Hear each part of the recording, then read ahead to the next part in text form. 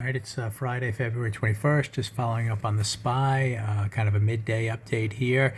You can see if they're buying puts on bar number 2, it worked down on the first wave towards its first target, the lows of yesterday.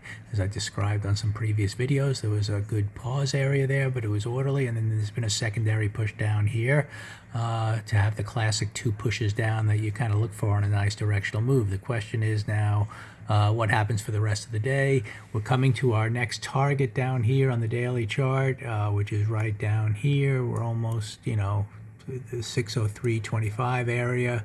So we're very close to that at the moment. So it could be an area that meets a little bit of pausing, but you never know. You'll watch 15-minute bar after bar. Options have moved up nicely. 615 puts, bought those early on at 750, scaled out at 876 a 7 hours trade. They're asking 1154 right now.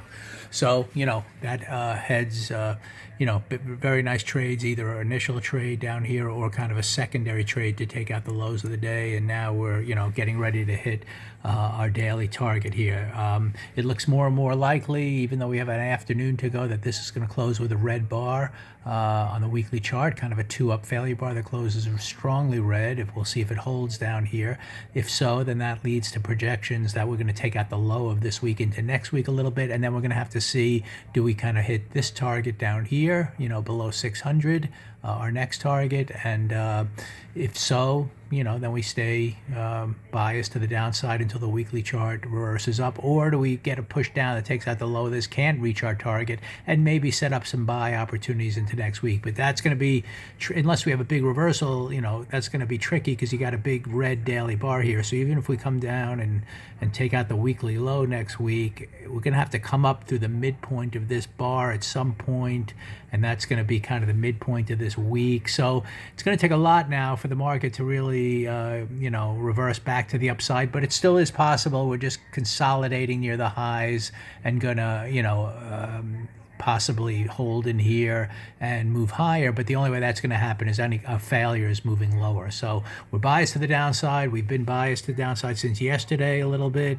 Yesterday didn't quite follow through, like today, in terms of making a secondary push to the downside. So there was some small gains, and then today, coming into the session, if this would have been a hammer bar that would have wanted to follow through higher, we would have had an open above the midpoint of the prior day. It would have had to go above the pre-market highs with an opening bar that went strong, or some kind of a red to green move right out of the gates, taking out these liquidity of the pre-market lows. It didn't do that. Instead, it went lower. I shot videos how I expected after watching price action pretty early here to take out the lows of the day, and just looking at the negative sentiment in the market, it's not surprising once we took that out, just an orderly pause and a secondary push down here in the morning. So that, we'll see what happens here. We're just about to hit this daily target, and who knows, bar after bar, what's going to really develop here. But there is a little short-term exhaustion risk to the downside. On a daily recap video today, we're just going to see where this red bar ends. But likely it's going to be red, and likely this weekly bar is going to end up red. And that's going to project a little lower into next week at a minimum, with a potential, move that might actually go higher highs. And if this is the start of a failure here and we come down and don't really have any weekly reversals, we could be coming all the way back to this range. So be careful out there. But last time we had that here, the reversal near the highs, we came down and we kind of eventually took out some pivots in play before reversing up. So this could be a big failure up here at the all-time highs as well. So that's kind of where you're at right now, and we're just going to have to watch and wait for this weekly chart now, to eventually fail and move up in order to get bullish again. So let's just see where today ends up. But it's been a good trade, yesterday and today, buying puts early in the session, watching today more of a directional move unfolding, a classic 1 push, pause, 2nd push down.